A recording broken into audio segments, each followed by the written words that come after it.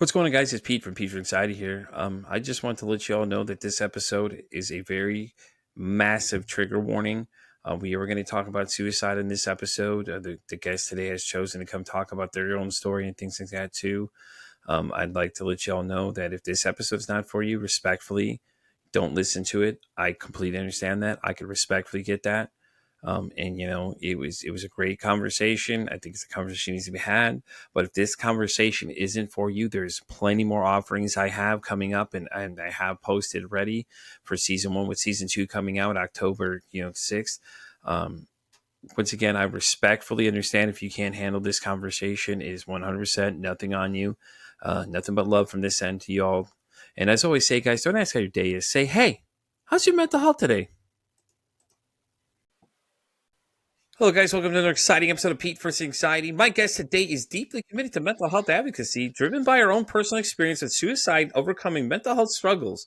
Her mission is to support others battling mental health issues and suicidal tendencies. She's also an award-winning author. She uses her voice and writing to address these important topics, and she is now seeking opportunities to speak publicly to help fight the stigma surrounding suicide. Please welcome in the one and only Lindsay Stadel.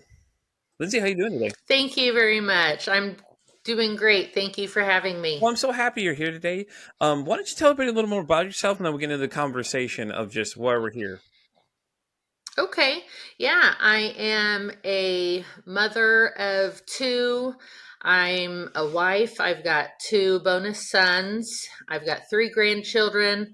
We live in a rural community in Northeast Kansas. I've been here my entire life, and I'm a farmer's wife. We run 4 businesses out of our office, so we keep pretty busy. Well, that's good. I mean, it's really good to see that you stay busy and everything like that. So, why are you so big on mental health advocacy? What is it that one point in your life that made it like now this is my mission? Well, I thought that the night that I jumped out of the truck would be the end. But it became the beginning of everything. In that one moment, I went from broken and hopeless to being brought back to life, literally.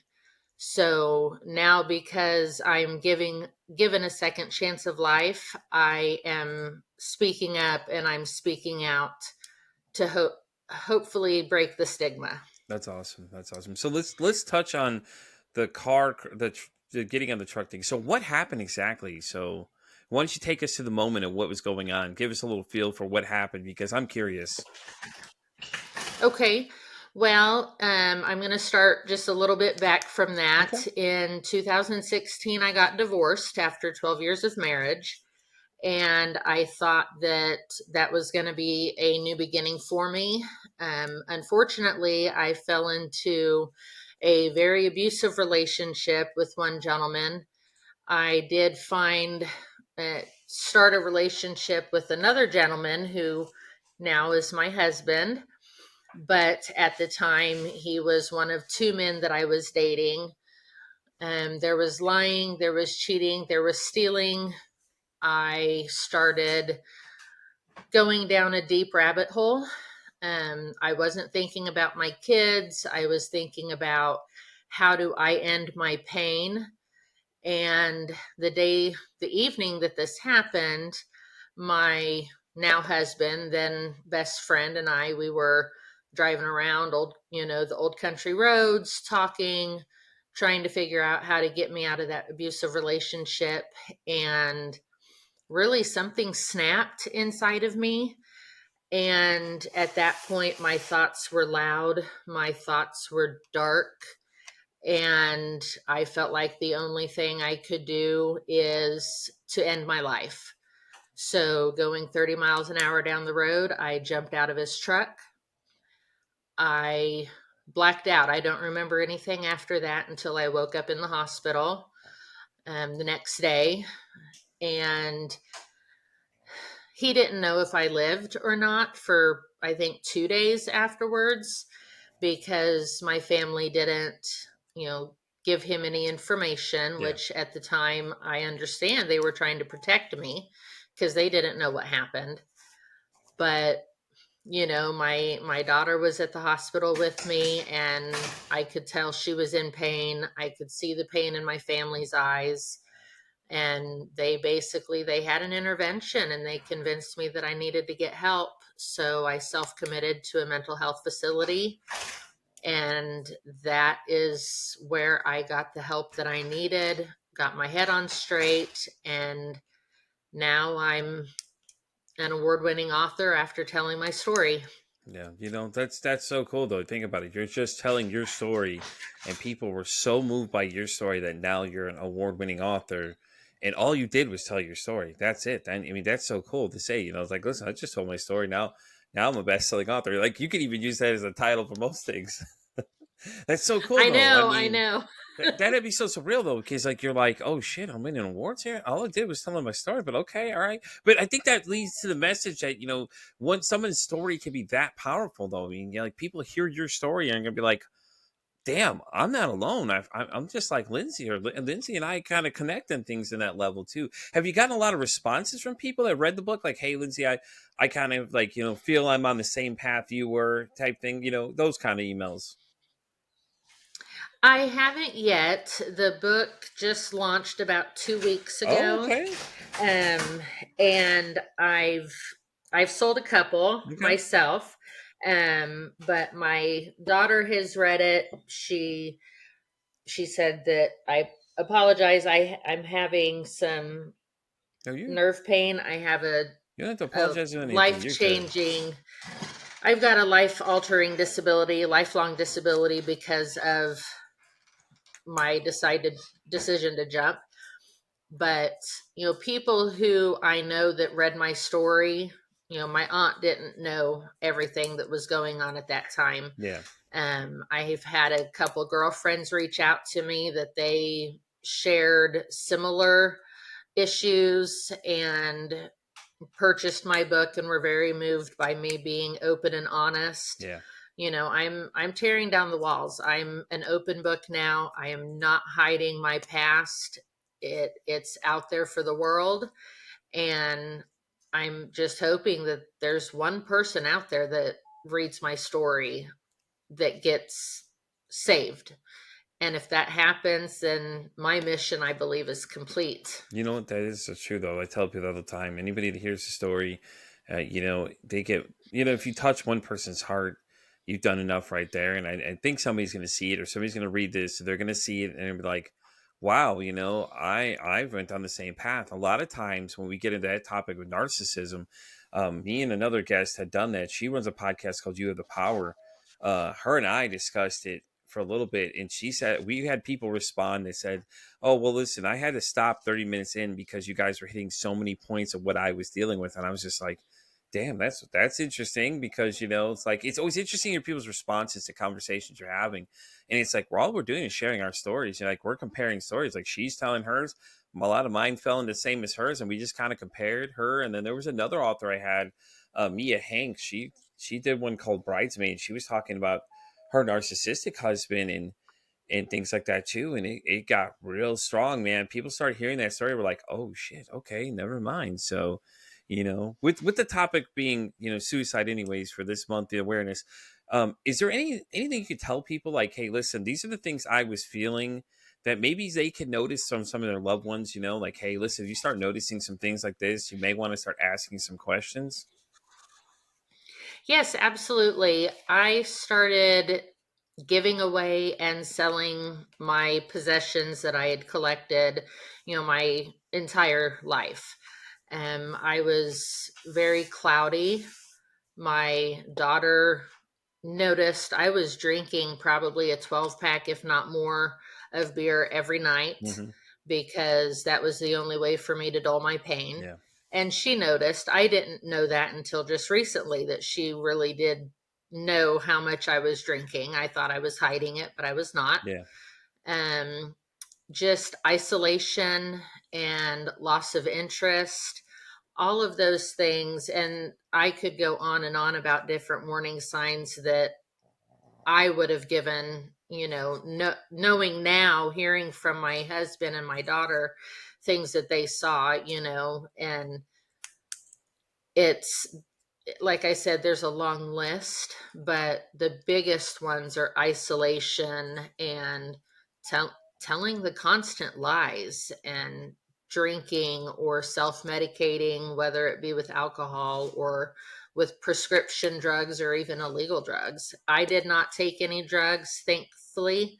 I didn't go down that path myself, but I do know a couple people that I went to high school with that did, and they did lose their life. Yeah. Yeah, it's hard, especially that too, And then people reading your book, realizing, especially your family members are like, oh damn, I didn't realize she was struggling that bad, because that's always the thing when it comes to suicide too, is a lot of people are just like, oh no, I didn't know you were thinking that, or I didn't, what were they thinking? That kind of thing is after somebody has done it, they're like, oh man, I didn't realize that's how they felt, and my favorite thing is like when people say, "Oh, hey, reach out to me."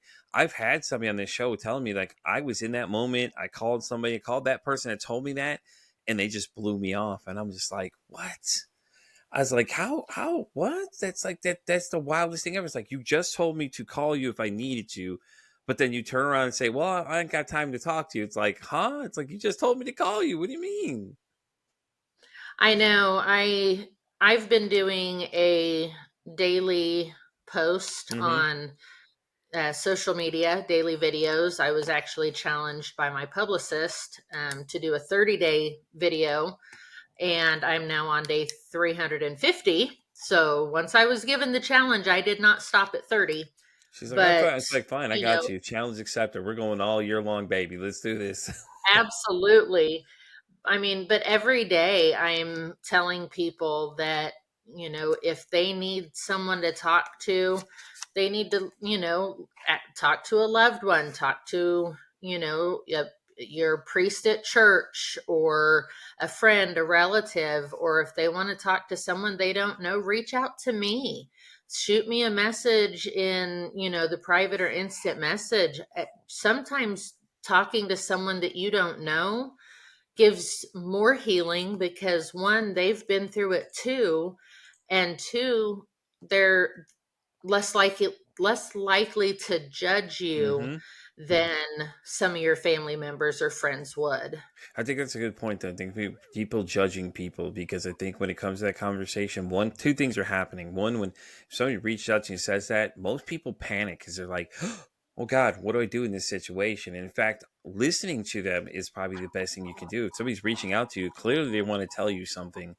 And when they start talking to you, that's the best thing for it, because if they're not talking to you, then that's where you really need to worry. If they start showing these signs and then they stop saying something, then that's where you really have to be concerned, is because at least they're trying to talk to you, and don't be afraid to ask them, "Hey, listen, are you considering committing suicide?" I learned this from one of my guests before. She said that that's the main thing, is like just ask them that question, because a lot of times it'll send that shock core to their value, to their core, and be like, "Whoa, hold on, is this really something I'm considering?" And 988 is always a great one too.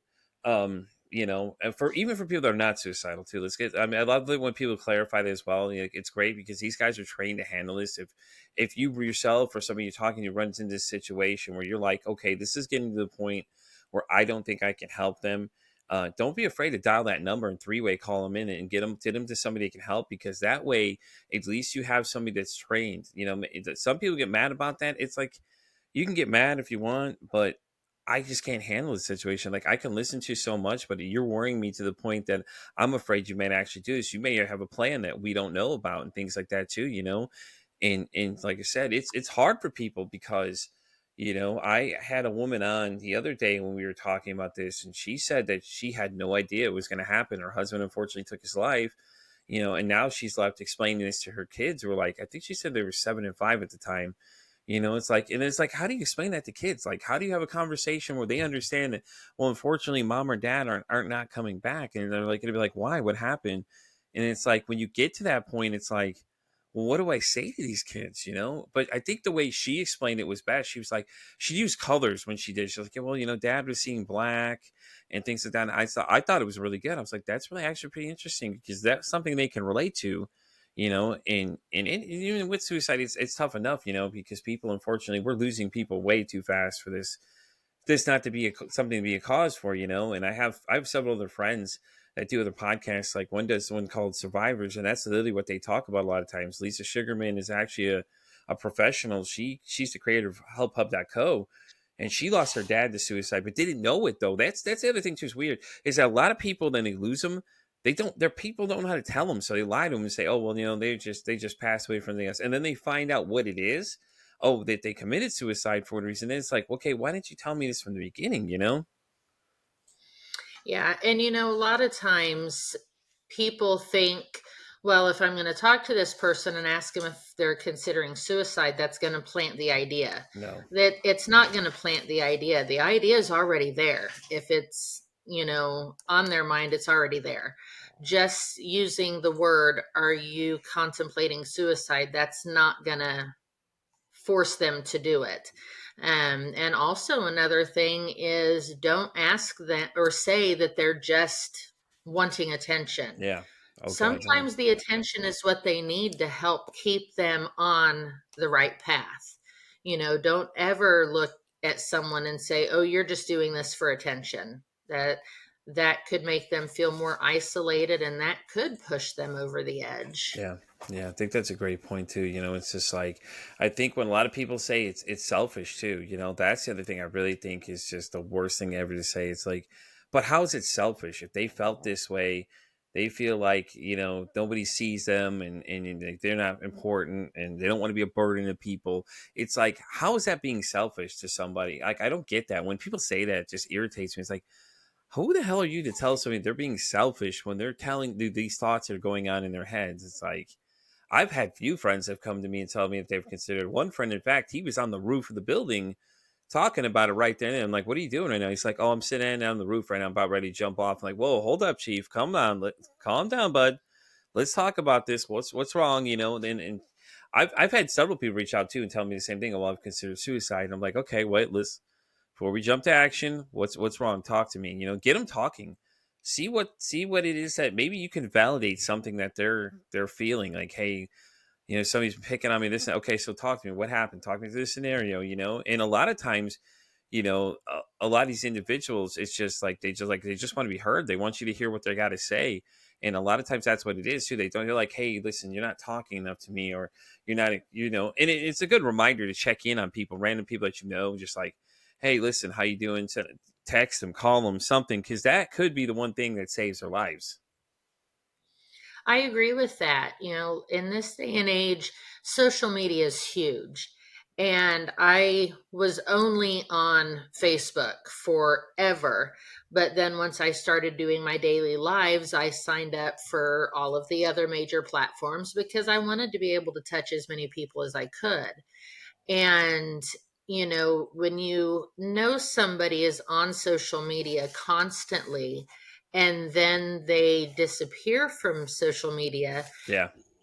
if you notice that, that's really when you need to check in on them because if they are, constantly on a platform doing something and then they just quit posting, there might be something wrong. My brain was really sick and I didn't know it. My daughter knew it, Yeah. my husband knew it, but I didn't.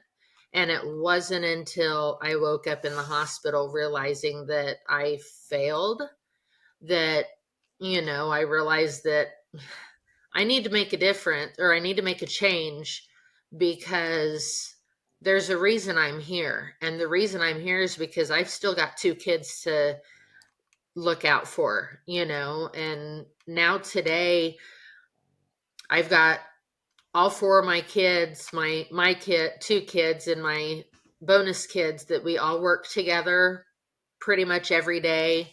I get to see my grandkids, all three of them, pretty much every day. And I realize how much I would have lost out on. Yeah. And sometimes that brings tears. Starting now, it brings tears to my eyes because I didn't leave a note, Yeah.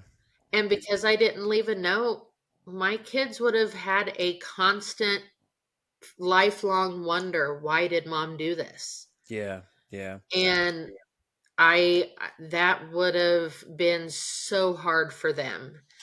And so, yes, I'm glad that I'm a failure at that. I'm glad that I did not succeed. And I just want others to know that this is not the option. There are people that want to listen to you, there are people that care about you. You matter. And the famous saying, you are enough, Yeah. even if you don't think you are. No, I think you're making all great points, Lindsay. I love it. It's great. I think that it's interesting that your husband and your daughter saw the signs ahead of time, which is great. Did they say something to you before, or were they just like, were they prepared for it? Because I know when it all went down, it had to be shocking to like, listen, we saw these things, we knew these things. Did they have any kind of guilt of any sort? Like, well, we could have done something sooner for her before she had tried this.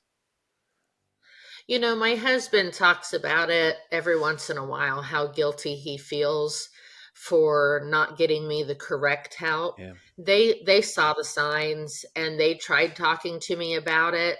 I didn't listen. I wouldn't listen. yeah. And I was in the hospital twice prior to the actual event because I was talking about committing suicide. And, my daughter left work once because I was on the way to the hospital and she wanted to be there with me. She needed to be there with me because she wanted to make sure that I was going to come home. So, to this day, no, I don't believe either one of them have any guilt because they did everything they could for me at the time.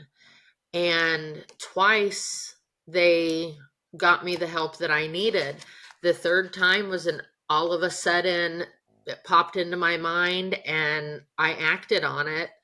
I had been drinking Hmm. that evening, so my mind wasn't clear to begin with. So I hope that they're not holding on to any guilt. I don't think they are, but I know that they did everything they could at the time, and now being able to talk to them and see them every day is very soothing and comforting for me. So before we get into what got you that one moment for the book, I had a question for you though. Um, I was just wondering, do you have open conversations with them with mental health now? Now this whole thing has gone down. Is this an open conversation y'all have? Like, I mean, because it's a tough conversation for people, but I think it's a conversation that needs to be had. Is, people need to start talking more about these things, so we make it more of a regular conversation, like checking in on people regularly and things like that. Like every time I sign up to the show, I always say, hey, don't ask your day. It says, hey, how's your mental health? You just think about it. I walk up to you and go, Lindsay, how you doing today? You say, okay. Now, I don't know if you're struggling, but I as a person could probably tell a lot of times. A lot of times I can read people's body language. I'm really sensitive to energy. So a lot of times I can pick up on that stuff too. But for me, but not for everybody else, everybody else is just like, okay. So, but if you say, hey, how's your mental health? It makes you think yourself, well, wait a minute. What did he just ask me? Hold on. You have to like get that deeper question going because people have to give you a better answer than what do you mean? And then it starts a conversation. Well, I've been noticing you're kind of down. Is there something bothering you? It's a good icebreaker a lot of times for conversations because, you'd be amazed at things you get from people when you start asking the right questions. They'll just start pouring things out to you and tell you things like, and I work in a customer service setting. So, like, a lot of people I meet know what I do. And a lot of people, like, they come up to me and say, hey, listen, and they start telling me things. Oh, hey, listen, I know you do these conversations. So let me tell you. And they just start telling me the most random things possible, but it feels so good because it's like, okay, well, you're trusting me enough to tell me. Like, we don't know each other on a personal level. Like, a lot of these guys, I know them by now by name, but a lot of times I don't even know their names, and we just know each other just here. But it's like, I had one guy come in, he told me he unfortunately lost his friend to a shooting because and he felt guilty about it. I was like, well, what do you feel guilty? But he's like, well, the car came past me. I was like, you had no intention of knowing what that car did. The car came right past him. He said it went to the car behind him where his friend and his girlfriend were at, shot the guy in the driver's seat. Like, they just drove up, shot this guy, and all of a sudden he heard the screams. He went over there and he is looking at the body of this guy laying there. His friend, unfortunately, laying there lifeless. So they eventually lost a few days after that. And he's staring at it, and he was so traumatized by it that people in his own inner circle didn't ask how he was doing. I'm like, wait a minute, let's think about that for a minute. These people know what happened, and they're saying, oh, these all these things to you, and they're like, oh, well, oh, they didn't even ask. I'm like, they didn't ask you how you're doing. He's like, no, they never asked me. I'm like, why wouldn't you ask somebody that? Why didn't I say, hey, listen, how you doing? I know, like, when you lose people, it's hard, and grief and all that. It's a hard subject, like you don't know what to say to people. Just telling someone, hey, listen, man, you let me know if there's anything I can do for you. It's probably the best thing to go with. But it was so interesting for him to come to me, and you could just tell this poor guy was just dealing with something. He was struggling. And I'm like, hey man, what's up? And I haven't seen him in forever. Mind you, we didn't know each other on a first name basis before this conversation happened. And I asked him, I say, hey man, how you doing? You doing okay? Like, you seem like something's bothering you. He said, well, da, da, da. He started telling me, he's like, well, can I really tell you? I'm like, yeah, man, go ahead and tell me what's up, man. I'm like, I'll listen. What's up? You can tell clearly something wrong. And then he told me that story, and I was like, holy shit. I did not anticipate what the next thing he was going to say was. And I'm just like, dude, are you good? He goes, you know what, man? You're the first person to ask me that in 3 weeks if I'm okay. I'm like, that's still to me today. When he said those words, it still hit me. It's like, wait a minute. Nobody's checked in on you, man. Nobody said, hey, are you okay? Like, do you need anything? He's like, no, I've been struggling at home, and my wife is telling me that it's affecting things. I'm like, yeah, but she's not doing anything to help you. Not like, hey, listen, let's go talk to somebody. So none of these things, like you would think somebody that be in your corner would say something, knowing what you've been through. They're just that heartless. They're like, oh, well, you need to do something because but not say asking you, hey, listen, how are you doing exactly? That kind of scares me. Yeah. The three of my kids are grown out of the house, have their own families. Our youngest one is 16, so Okay. he's still in the house. At the time, he was Yeah. 8 years old. And so, he didn't know. He knew mom was Yeah. hurt, but he didn't know the reason. It was a couple years ago that I finally told him Yeah. what the real reason was. But I mean, my daughter and I have open and honest conversation about it probably at least once a week. That's awesome. Just kind of checking in on each other. There was a day last week where I really got down and I was very upset about something and I was not making sense when I talked. Um, and my aunt called to check in on me. Are you doing okay? And I know Cassidy, my daughter, she was concerned about it. And so all four of the kids, they know who I was before I got sick, and they know who I was during that dark time. And they all four of them keep an eye out for on me, just to make sure that I don't get to that dark place again. Because if I start getting to that spot, I told each and every one of them that they need to say something, and as Yeah. soon as if they see it, I will do what I need to do immediately, because I'm not going to lose what I have now. So the 16-year-old, do you have regular conversations with him about it too? Because I feel like at his age, it may be good to talk to him and keep in check with him too. Because given the stats that I and another guest were talking about, did you know children early as 12, when the internet was introduced, like I'm talking social media, all this stuff, that their suicide rates in kids in that age alone, or boys, went up dramatically? Because we have to think of this way, is that now you can bully people more ways than one. You have Snapchat, it's all these different ways to reach out and do anything. Is that a concern for you though, with him being 16, and with the internet now, the things that he has access to that we didn't have access to, obviously, as kids? So it was different for us, but now it's like you have to be careful, because now you got cyberbullying going on and things like that too, and all those kind of things, and I think like having the conversation with him too is a great idea for him to better understand these things. Like, hey, listen, in case you may start experiencing these problems, come talk to somebody, because we as men, we don't talk about these things. And I feel like having this open conversation and about his age or maybe younger is probably a good idea, just because we want them to understand, like, these are what you're dealing with. If you're dealing with these things, don't feel like you have to struggle with these things, because you'll start self-medicating and get into these other things. And you know what I mean, like him already knowing it. Has he read the book, by the way? He has not read it Okay. yet.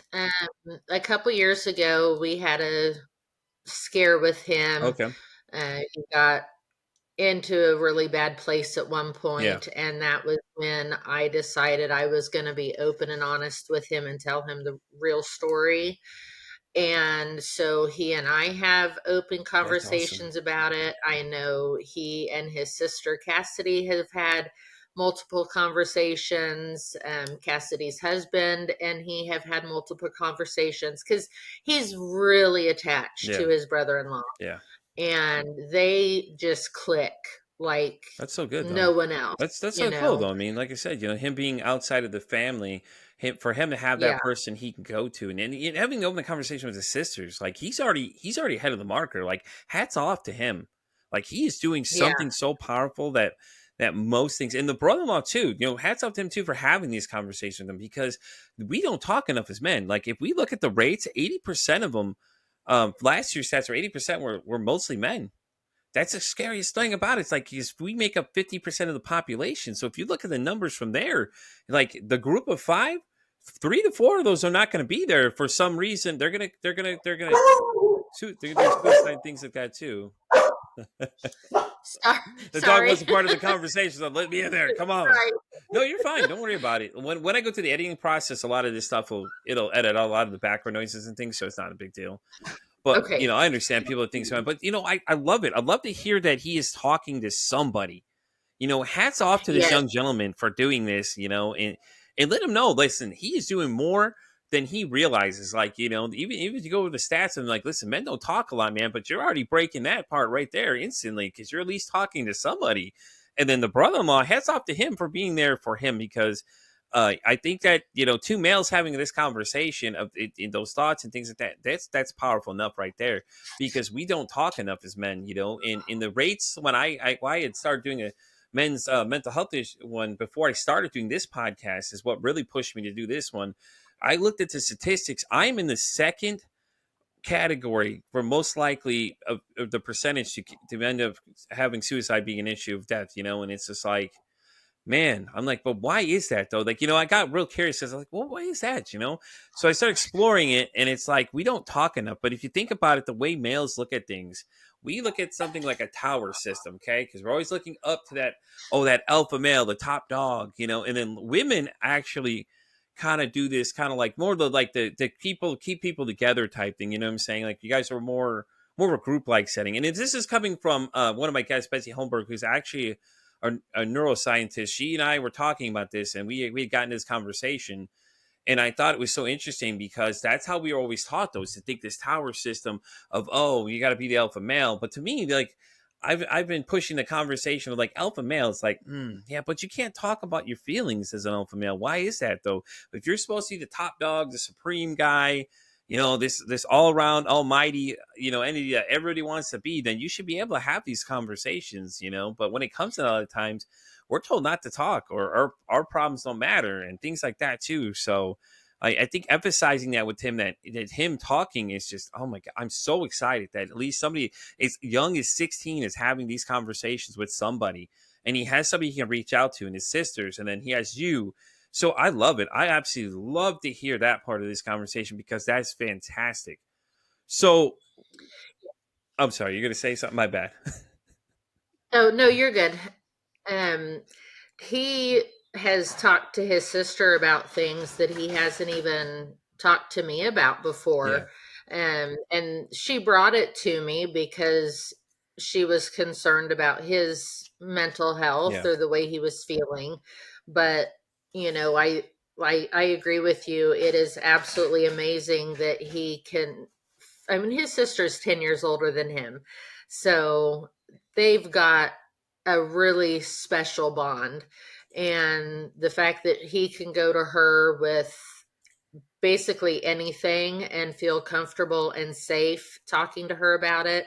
And then also with her husband, his brother in law, even if he doesn't feel real comfortable talking about it with me, he at least has two other people that Yeah. he's 100% comfortable with to talk to. That's a good point to point out is to having a good support system. Because even if you can't talk to one person, having a few other options is always great. I have my own support system too, people I can call. Like I have friends, if I call you at 2 o'clock in the morning, they know, they know, hey, listen, you need to pick up the phone or you need to call back immediately and see what's going on, even if it's a pocket dial. Dude, are you okay? What's the matter? Or text me, hey, listen, man, you good? Like they'll do some kind of communication with you, hey, yeah, what's up? Hey, are you good? Da, da, da, this and that, and it's like they'll blow up my phone. They have to because they're like, yo, oh, the hell no, dude. You didn't call me at 2 in the morning just by accident. I mean, they'll get me like, hey, listen, man, you good? I'll be like, oh, shit, sorry, dude, I pocket dialed you or something like that. At least I'll respond to him and things like that too. So it's great that he has that support system. So I did want to ask you a question. I noticed in your profile there's a picture. It said, 7 days before you attempted to. Can we talk about that a little bit? I'm curious what that picture was and what your thought process was at that time, because I thought that was such a powerful picture. When I saw that, I was like, yeah, I'm definitely gonna have to ask about this one. Yeah, that picture, this is the face of suicidal ideation 7 days before, whatever, however it said. Hmm. Um, I had taken my son out to lunch and we were having a great day and we were happy. We were going to Walmart and we were kind of, playing around. There was another kid involved. The gentleman that I was seeing at the time, his daughter, and they were very, very abusive towards me and towards my son. But, we were actually having a good day. And then 7 days later, my world was 100% different, So just because someone is smiling on the outside doesn't mean that they're not crying on the inside. Yeah, I at that time, looking at the picture now, at the time, I could tell on my face that I was not good yeah, and that there was something wrong. And so if I could tell it, then I knew my daughter could tell it. And I knew that my best friend at the time, my husband now, could tell it. But I still didn't want to listen to them, no matter how many times they tried to tell me something's wrong. right, right. I agree. I had a picture like that too. It was me and my ex, and we were, I think if I remember right, we were in San Antonio. And when I posted it, I posted, you want to know what a solo shell looks like? This is what it looks like, and you could just see the look on my face, like there's something wrong. I was drinking a lot, girl. When I tell you, I was just like 6 a.m. I was up a few hours before everybody else in the hotel room because we all shared a room. I was up and already drinking at like 6 a.m. And I'm talking like I had one of the big old cups. 90% of it was Crown Royal. The other 10 was like some just mixer. And they're like, dude, you're drinking already? I'm like, oh yeah, I'm going for it. They're like, are you good? I'm like, yeah, I'm good. Yeah. See, because then that questioning comes in again. Are you good? Yeah, I'm good. Yeah, because I'm gonna lie to you. I'm not gonna tell you what I'm thinking because I don't know how y'all are gonna react. Y'all are gonna freak out, especially her, because she was very, very controlling and things like that. She got so mad when I was just trying to interact with people. I was just having a good time with everybody. We were in the back and she was just yelling, saying, kept like muttering things to me. Oh, you need to, making all these nasty comments to me that they couldn't hear because, we all was just hanging out and like I was just being social and that wasn't even good enough for her. She'd get mad because I was being too social. I'm like, okay, you mad your friends are gonna like me more than you or something? I'm like, I'm just trying to be a social person, engage with these guys. But then when I disengage and it's, oh, what's wrong? Why aren't you not engaged? Because Hmm. the real story comes out now and things like that too, and she'll deny it to this day. But let's get into the book. What was that moment you were like, okay, I'm going to tell this story for everybody to hear? Because everybody has that moment where they're like, well, you know what, fuck it, I'm gonna write this book and we're just gonna see what this thing takes off and runs to. Well, my aunt was in, like I said, the first of the anthology series, Born to Risk, last year. And she called me one day and she said, Lindsay, I want to introduce you to Emilio and Daniela Roman. They helped me tell my story of my car accident where I nearly lost my life. And she said, I think your story is going to change the world. Yeah, So she introduced us, and I had, oh gosh, it was probably almost 2 hour long phone call with Emilio sharing my story. And he said, Lindsay, I want you. No, I don't want you. I need you in my book. yeah. That And did feel so good though. that They like, I need you to be in this book. You're like, Yeah. Hell yeah, let's go. Yeah. That's so cool, though. And even today, now that it's published, I mean, he helped me through the entire process.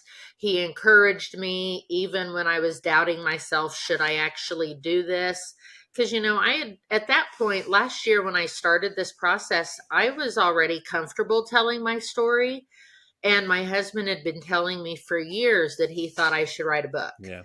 I don't I didn't want to really write a full book because one, I didn't think anybody would want to buy it. Who would want to buy a book from a woman in small town Kansas? Um, Listen, but there is a woman I know that I interviewed, Dr. Vet Rose. She wrote 21 books about her life. Let me tell you, it had she known that the first book she ever wrote was going to be a global bestseller, she would have been, she could have told you the same thing. Like, a lot of people I meet, there's another person I'm really thinking of when you said that you're just a housewife. There's a woman named Sherry Ann Boyle. She has 11 published books. I think four of the six of them, for the 11 I know at least, are award-winning books. And she was just like you, just had the same thought process. She's like, I'm just an average woman, I'm taking care of my kids, things like this. She said just something she tapped into, just had her writing these books that were so powerful for people. So I think that, anybody at home that's thinking about writing a book, it's like, just go for it. Why not? What Just think about it. You could tell me why I published a book. Why not? That'd be something cool to add to the resume. These something to tell people about. The fact that you're sharing this story that people are about to hear, and it's like, oh God, like I know a lot of them were like, oh God, I don't know what people are going to say, because now we're putting it out right there in front of everybody. And Mia Hanks is yeah. the one I'm really thinking about, because she said that, she's like, well, I'm about to, she is so worried about herself that she literally could not be on the camera. That's how serious her situation was. And I was just like, dude, that's intense, but you're still telling this story though, and you're still doing these interviews. Because I thought that was an interesting request when she was like, hey, well, I can't have the camera on for my own safety reasons. I was like, okay, now I'm really interested in this conversation, because why can't you have the camera on, and I thought it was interesting though, but at the same time, the weird thing was is that Mia lived actually 30 minutes away from where I was around the same time period of her story too. And I was like, damn, now I got to write a book. Shit, I'm behind the curb here, everybody. Yeah, I just, if someone's out there thinking that they've got a story to share, but they don't think they could write an entire book, there's the book that I'm in, there's 25 other authors in that same book. Everyone is sharing a story.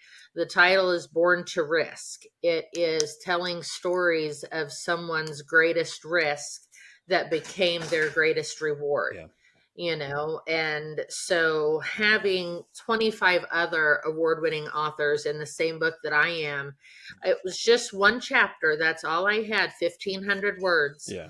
but that's all I needed to share my story to the world. And now, there's the Born to Risk movement now, and there's multiple people talking about it all the time, and how my story is 100% different than the 25 other authors in this book.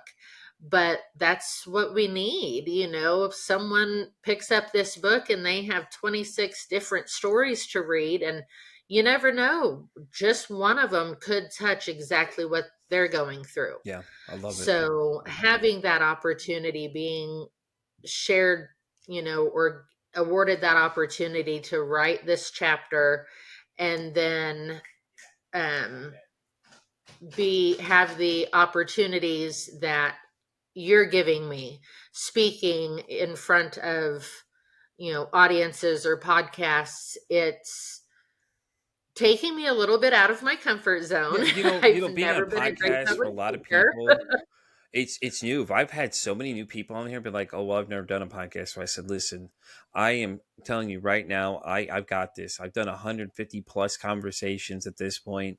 I could tell you right now, I could walk people through this thing with my eyes closed, and it's just not trying to be egotistical. It's just I know that's how good I am as a host. Like I can jump in where I need to be. I can guide people where we got to go, like, and things like that too. And it's new for me too. When I started doing guest spots too, it was weird because it's like you're not the one controlling this anymore. You're like, all right, here we go. All right, let's do this. Okay, but it's so much fun though because you get to meet different people, and now you connect it to a new source and things like that as well too. So you're already trying to tell you right now that there's a group of podcasters that already know about you because I told them, I said, this is a gold mine interview to have. And somebody said, why? I said, well, think about it. One, she's big on suicide prevention and Suicide Awareness Month. I said, this is the perfect interview to have to post out, put out for this month for this whole reason, because we need to generate this conversation. Now, um, there is another podcast, the Survivors podcast, run by Gretchen and my good friend Lisa Sugarman as well. That they run one that's literally what they talk about: survivor's guilt of people who've committed suicide. Lisa being a three-time, guilt survivor, three times survivor. She had her Dallas, her dad, and a few other people. Gretchen actually tried to commit suicide too, and actually tells that that's the thing that did it. Is she started her own podcast called "The Shit That Goes on Her Head." Was the original one, and she told her story about what happened, and then people just went flocking crazy to it. So, like, that's just the power of just a story. You're just telling a story to people. And like you said, there's 26 other stories in this book, so it's great that you all came together as a collective to do this, because somebody's going to read that somebody's going to read one of those stories, and it's going to be like, damn, that's me in a nutshell. Absolutely. I don't know. I don't know how to phrase it. I am honored to have been able to tell my Hmm. story. And before I did it, of course, I had the thought, what are people going to think of me? Yeah. What if someone I know's picks up the book and they kind of had an idea of what was going on, but they weren't sure, and now they're getting more of the story. And what if was that going to do to my reputation? Another worry was, what's that going to do to my son who's still in high school? Yeah. And I really had a hard time. I was back and forth on if I was going to do it. And I talked to him about it. And he says, Mom, if anybody gives me grief at school because they found out that you tried to commit suicide, they're not my friend. Yeah. And I have no need to be involved with them. He is one of my biggest That's supporters. awesome. He's very proud of me. He's just like my daughter. Every day I talk about something. I'm telling her, "Oh, I've got this interview to do, or I've got this person to talk to, whatever." She's always so encouraging and so proud of me, and so is my son. And without their encouragement, I would have a lot harder time doing things like what I'm doing today with you. Yeah, listen, you got my support right here, 100%. What you're doing is having a powerful conversation about a very tough subject. And hats off to that 16-year-old kid, man. He sounds like a mature young man. So you did a great job raising him, 100%. Mom, I don't want to talk to these people because they're not my friends. It's like for them to realize at that young, like, hey, listen, to make that decision. Because I remember my daughters, it was, oh, I'm friends with this person this day, and the next time y'all are too much for me, man. I don't know how y'all figure that all out. Well, we're not talking because of this. Okay, all right, cool. I don't know what to tell you. Sure, why not? And you're like, it's great that you have a support system. So and you have support from me over here as well. Having this tough conversation with people, because it's scary, because people are telling you, like, I'm getting ready to take my life, and some people don't take it serious, and it's like then it happens, and then you go, oh well, I didn't know what they were thinking. Things like we got Yeah, to stop that whole conversation, that shit happening, and people's going, well, I didn't know what they were thinking. It's like sometimes you don't, like you said, they could be smiling. And a lot of the videos I see is that you can see it sometimes, and sometimes you can't. They're just happy go lucky, and the next day they're gone. And it goes to say that you just don't know what people's thought processes are, and it's hard, man. But us having these honest conversations like this, I think, are going to push the narrative that we need to talk more about when we're struggling with something, because I think a lot of people don't know where to go and get help and things like that too, and like with healthhelp.co is really great. If you're outside of these states, Canada's got the mindaid.ca with my good friend Matthew Dixon. He has a site just like that too, set up like that. Same thing as you can go in, it'll tell you and it'll take you through where to go to find things and get you connected with somebody, or reach out. I have a whole network of people I've talked to that we can find somebody that can help and talk to you about these problems, and things like that. So we're at the fun part of this interview. Okay. So I don't know if you've ever watched one of these episodes. All right. So I have two questions for you. Okay. So the first one is actually credited to my good friend Gretchen. When we and her interviewed, she asked me a question. So I'm going to ask you the same question. Lindsay, if your mental health had a song, what would that mental health song be? Oh my goodness, I came in like a If wrecking you're listening ball. to this one out, you should have seen the look at her face. She was like, "Oh, I got this one. Let's go." Definitely, I came in like Oh a yeah, wrecking Molly ball Cyrus. because Yeah, my definitely. mental Yeah, health. it's so interesting to hear people's responses. I think Rage Against the Machine was my favorite answer so far, but it was from Susan Snow, the author of The Other Side of the Gun. She was like, "Pete, you're gonna make fun of me." I said, "Why? What is your song?" She's like, "Rage Against the Machine." I was like, "What? Rage Against the Machine?" I was like, "Why are you being scared about that one? Hell, let's go. I can rock that one." Listen, I can do Miley Cyrus too. Don't get me wrong. I could do karaoke easily, but that's awesome though. I love that one. That's really great. So my next question, and the whole point of this podcast is, if you could break the stigma about mental health, it'd be anything that you see online that people are doing, and you just read it, and you're just like, I wish you'd stop being stupid and stop saying those things. What would that be? People joking about suicide. That, pardon my language, pisses me No, off we don't have to pardon anything. It's because free speech here. it is a very powerful subject, and there are people out there every day contemplating suicide, every hour contemplating suicide. And to have someone, oh well, if you do that, I'm just going to go kill myself, joking about it. It irritates me to no end because I just want to scream at them that stop using suicide as a punchline. There are people out there dying and you're joking about it. Yeah. Sorry, I'm No. starting to get emotional. No. Go ahead. It needs to be The said.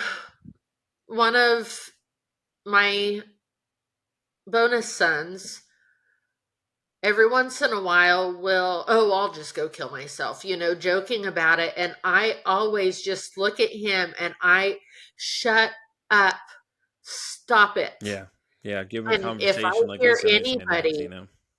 if I'm out somewhere shopping and I hear someone joking about it, a young girl, out shop, oh, I can't wear that. If I did, I would just kill myself. And I will jump in the middle of everything because I was there Mm-hmm. and it is not a joking matter. And if you actually did that, what would your parents think? What would happen to your parents? What would happen to your friends? You really need to think before you speak, before you use suicide as a punchline. Yeah, no, I agree. I agree 100%. I think a lot of times too. That's another sign too. Is people joke about it. It's like you should. It's like, well, okay, do I need to start taking these serious? If you start making jokes about it, a lot of people sometimes that's a sign too, though. And when my daughter told me she thought about killing herself, oh, I'm gonna kill myself. I had the cops come to my house and explain to her. I was like, I hope you understand how serious of a conversation this is. When you say those words, I think you need to understand that this is a serious thing. These cops came over and talked to her too. Were like, yeah, listen, and they were good friends of mine I knew, so they came over and they were, hey, listen, your dad asked us to talk to you about how serious this subject is. Are you seriously thinking about hurting yourself? Because if you are, we need to take you somewhere where you can get some help of some sort, because this is a serious thing. Like, you need to understand, when you make these statements, people panic and they go into states of like, oh shit, you need to handle this, because I had to call and tell my boss about it. And my boss's first question is like, hey, how are you doing? I was like, dude, I'm freaking out because I don't know if she's serious or not. Because when you make that statement, you don't know if that person's serious. You need to take it serious. Like, if someone starts making jokes like that, it may be time to ask them, hey, listen, are you doing okay? Is there something wrong that that you're making these comments about?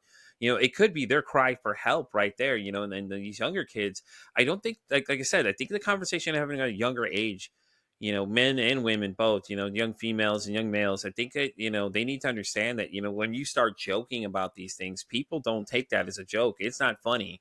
because we don't know if you're serious about it. And you start joking about it in the wrong atmosphere, like you're at school joking about it. Oh, you better believe they're going to pull you aside and be like, yo, hey, listen, is there something we need to know about, and stuff like that too. And I think that it's a really great point. And then your son joking about it too. You stop and look at him, and it's like, the